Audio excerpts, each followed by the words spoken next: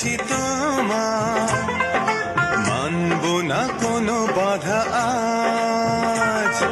শুনবো না কারো কথা যে